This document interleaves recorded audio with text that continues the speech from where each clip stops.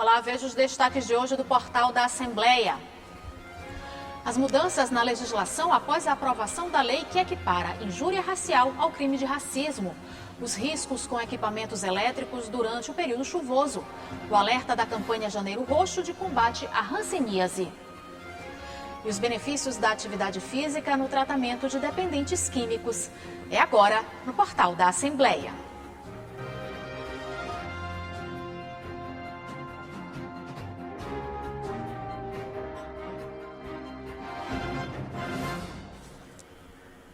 A meteorologia aponta período de chuvas fortes em vários cantos do Maranhão. Além da preocupação com enchentes e deslizamentos, há risco iminente de descargas elétricas nas ruas e nas residências. A oscilação de energia pode trazer prejuízos materiais para os moradores.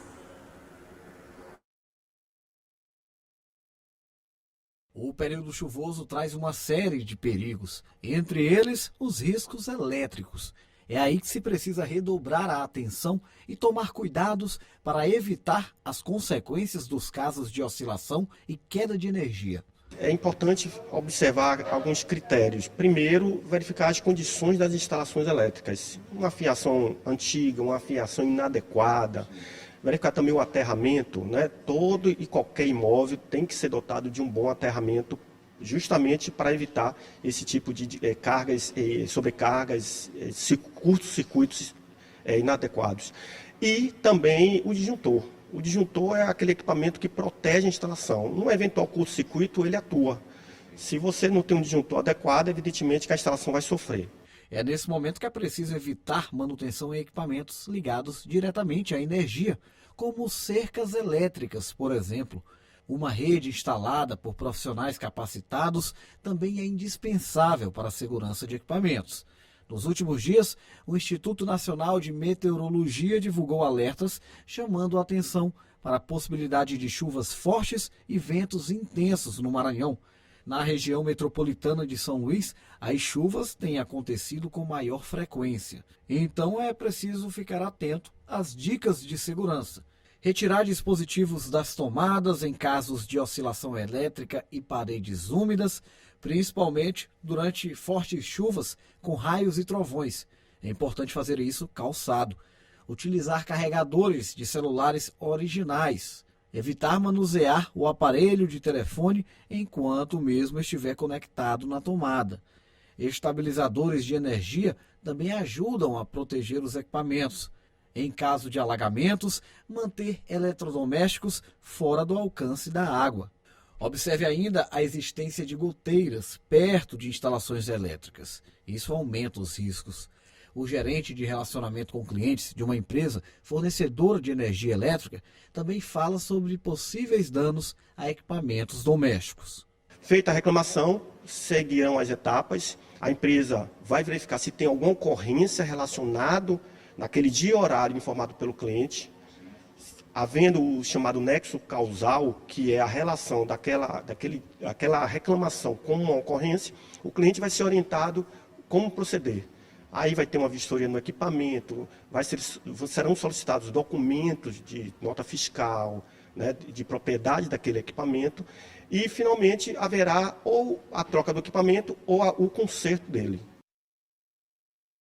E o Instituto Nacional de Meteorologia lançou o alerta laranja, que significa chuvas intensas em grande parte do Maranhão, que devem continuar nos próximos dias, com pancadas e trovoadas, alagamentos e descargas elétricas. Em casos de necessidade, acionar a Defesa Civil, através do telefone 199 ou o Corpo de Bombeiros 193. E a nova lei sancionada pelo presidente da República, Luiz Inácio Lula da Silva, equipara a injúria racial ao crime de racismo. Na prática, o agressor recebe penas mais duras, com prisão sem direito a pagamento de fiança. As mudanças visam combater de forma mais firme os casos de ofensa às pessoas por causa da etnia ou cor da pele. O racismo é um dos principais problemas sociais enfrentados nos séculos 20 e 21, causando diretamente exclusão, desigualdade social e violência. Paula Coutinho, vice-presidente da UNE, já passou por esse problema várias vezes desde a infância. Por ser uma criança preta dentro de uma escola branca, eu sempre precisei lidar com o racismo, né?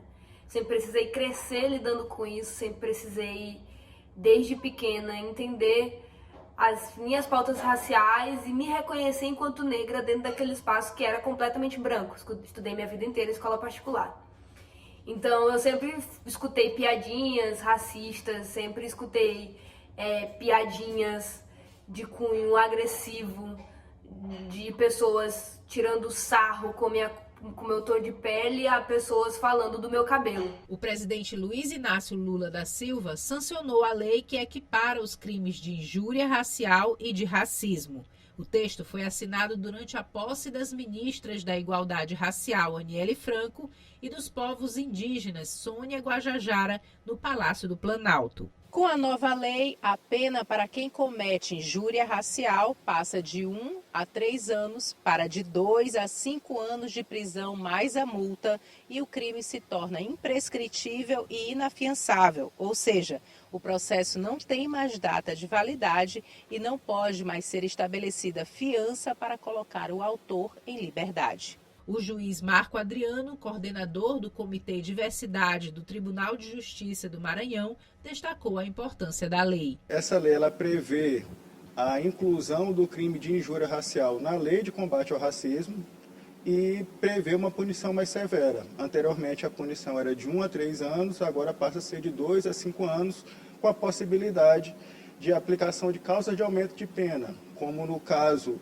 do chamado racismo recreativo, que é a utilização de piadas, tentar utilizar o humor para ofender a vítima de forma mais severa, como também a utilização de redes sociais. Aqueles que, porventura, pratiquem atos de injúria racial em redes sociais estarão sujeitos a uma punição ainda mais severa. Com a nova lei, a denúncia é apontada como o melhor caminho em casos de racismo e injúria racial. A expectativa justamente é que as instituições do sistema de justiça promovam a formação dos seus operadores, como magistrados, membros do Ministério Público e policiais, para que possa ter uma maior efetividade no combate a esse tipo de criminalidade, já que a Constituição ela trata severamente como um crime imprescritível e agora a legislação prevê uma punição compatível com essa proteção jurídica que o Constituinte esperava.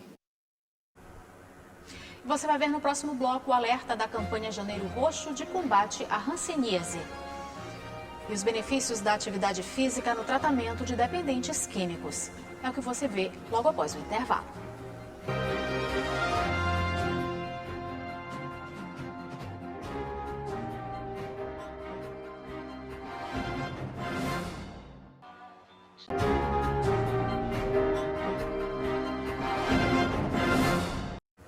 A Secretaria de Estado da Saúde lançou a campanha Janeiro Roxo de combate e prevenção à hanseníase. O repórter Ronald II tem mais detalhes sobre a campanha. Boa tarde, Ronald. É isso mesmo, Eli Coelho. Boa tarde a você, boa tarde aos telespectadores que nos acompanham. Olha, o lançamento da campanha Janeiro Roxo começou. Essa campanha faz referência à prevenção, né, e combate à hanseníase. Eu converso sobre esse assunto com a coordenadora do programa do governo do estado, que tem como objetivo esse tipo de trabalho aqui no Maranhão. Raimunda, fala pra gente sobre esse trabalho, como é que está a programação e especialmente sobre essa campanha Janeiro Roxo. Isso mesmo, hoje a gente está dando pontapé, né, no início da campanha. A campanha ela faz alusão mesmo ao enfrentamento da hanseníase no estado do Maranhão, que é uma doença de importância, né, de um grande problema de saúde pública no nosso estado. A gente anualmente aí tem uma média de 3.000 casos diagnosticados no Maranhão. A pandemia da Covid, a gente teve uma redução nessa detecção, mas do ano para cá, do ano de 2022 para cá, a gente já está retomando, as unidades já voltaram às suas rotinas de atendimento, a gente já tem visto, né, crescer um pouco mais, tá? Mas a gente ainda tem muito a avançar para que a gente tenha um parâmetro de detecção ativo, igual nós tínhamos em 2019. A gente estima aí umas 2.500 pessoas esperando por diagnóstico e tratamento, né? devido ao período da pandemia. Então, a campanha, ela mobiliza os municípios para buscarem, né, os pacientes com sinais e sintomas da doença, divulgar esses sinais e sintomas, divulgar os locais de tratamento, né, diagnóstico e tratamento, tá? E a Secretaria de Estado vem apoiando esses municípios, principalmente realizando a capacitação dos profissionais para essa atividade no âmbito municipal.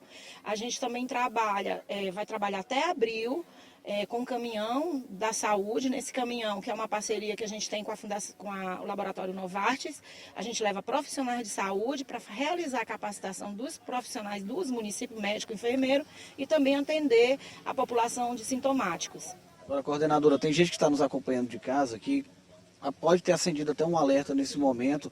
Quais são as características, né, o que de fato faz com que a pessoa tenha que ter a iniciativa de buscar um especialista para um eventual diagnóstico? Bom, os sintomas mais iniciais da doença são o aparecimento de áreas dormentes na pele. Às vezes a pessoa nem percebe que tem uma lesão, uma mancha ali naquela área, mas é uma área dormente, né? E isso é o primeiro sinal de alerta.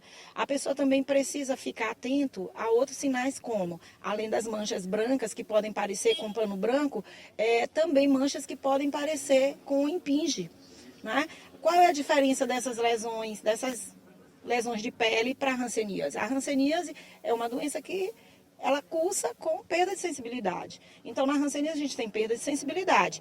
E ao contrário da impinge do pano branco, a hanseníase ela pode provocar deformidades e incapacidades, porque ela é uma doença da pele, mas é também uma doença do nervo. Então, quando ela chega a cometer o nervo, a pessoa tem perda de força nas mãos, nos pés, às vezes nos olhos. Um outro sinal de alerta também para o paciente, para a pessoa que pode estar, né, nos assistindo, é o engrossamento das orelhas, né? Então, a pessoa fica com aquelas orelhas inchadas, engrossadas, às vezes com aquela sensação de entupimento no nariz. A pandemia do novo coronavírus acabou comprometendo de alguma maneira alguns tratamentos, a coisa já está se normalizando nesse sentido aqui no estado do Maranhão? Sim, em relação ao diagnóstico, mesmo com a pandemia, a gente sempre na secretaria ficou alerta, que já começamos a monitorar a partir do início da pandemia que estava tendo um comportamento diferenciado em relação aos anos anteriores. E aí a gente sempre sugeriu aos municípios o quê? Que não fechassem as unidades para esse tipo de atendimento, que dividissem os pacientes sintomáticos respiratórios dos pacientes com suspeitas de hanseníase, né? Para não misturar as demandas, para prevenir assim o coronavírus, né?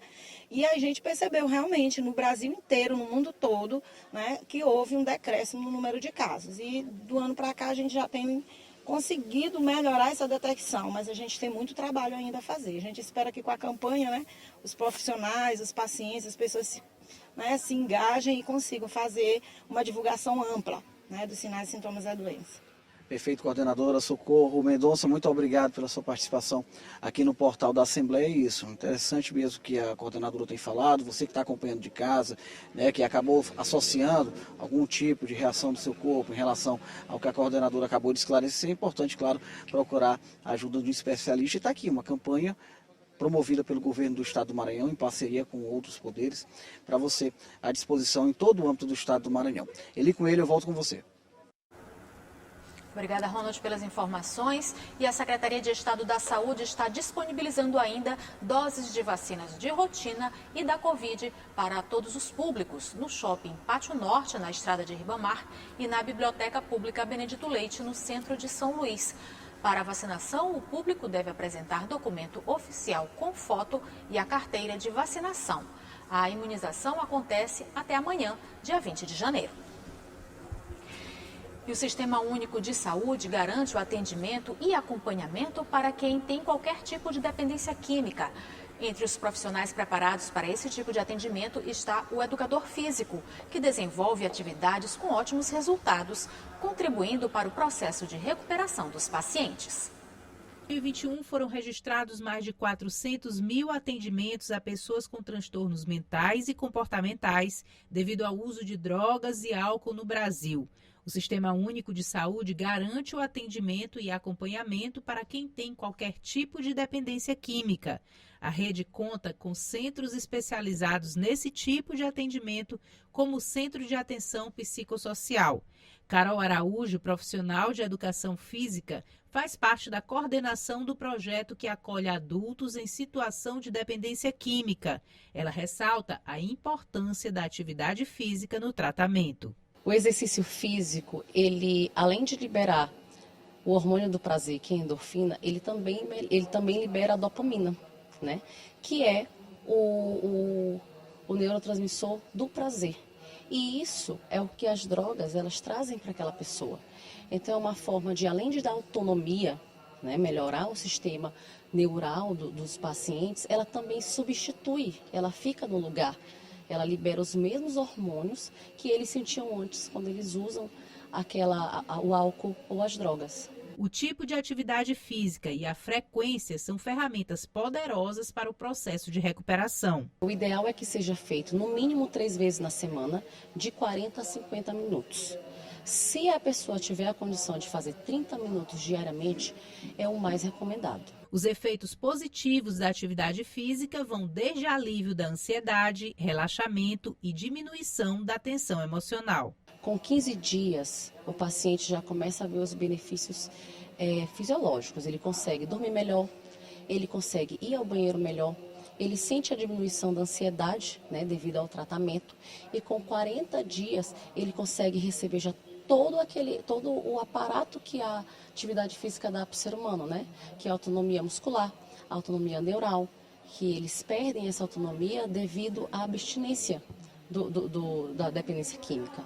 Tá? Mas 15 dias ele já começa a sentir a diferença no seu dia a dia. Fora que, quando termina a sessão da atividade física, a endorfina e a dopamina ela é liberada naquele momento.